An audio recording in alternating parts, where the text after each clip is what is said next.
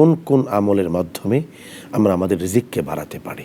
প্রথম কথা হলো যে ঈমান আমলে সালেহ, মান আমিলা মিনকুম মিন যাকারিন আও উনসা ওয়া হুয়া মুমিন ফালানুহইয়ান্নাহু হায়াতান তাইয়্যিবা বলে আল্লাহ পাক রব্বুল আলামিন ঈমান এবং আমলে সালেহের মাধ্যমে জীবন জীবিকার বারাকা দান করবেন এই ওয়াদা করেছেন।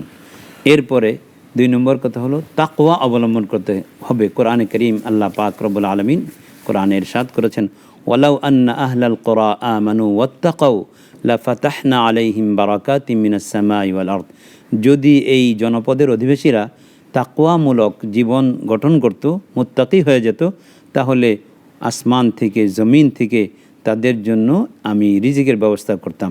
আসমান জমিন থেকে একেবারে তাদের প্রাচুর্য রিজিক চলে আসত। একটি কথা বলা হয় যে মানুষ যদি পাখির মতো মুত্তাকি হয়, তাহলে পাখির উদর যেমন আল্লাহ তাআলা পূর্ণ করে দিচ্ছেন, মানুষের ব্যবস্থা করে দেওয়া হতো। এটা আসলে কতটা সঠিক? এটা মুত্তাকি, এটা হলো তাওয়াক্কুল। যে লাউ আন্নাকুম তাওয়াক্কালতুম হাক্কাত তাওয়াক্কুল তুরজাকুন কামা ইউরজাকুত তুয়ুর তাগদু খিমাসান ওয়া তারুহু বিতানা।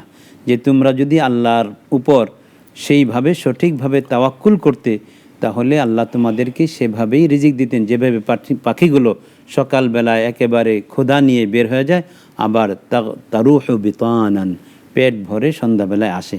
তো এই তাওয়াক্কুল মানে হলো যে আমি চেষ্টা করব, কিন্তু আমার জন্য আল্লাহ তাআলা যতটুকু নির্ধারিত তাই দিবেন। এই পাখি চেষ্টা করে যায়, খেতে যায়, আল্লাহ পাক রব্বুল আলামিন তার চেষ্টার বদৌলতে তার উদর পূর্তি করে তাকে নিরে ফেরান।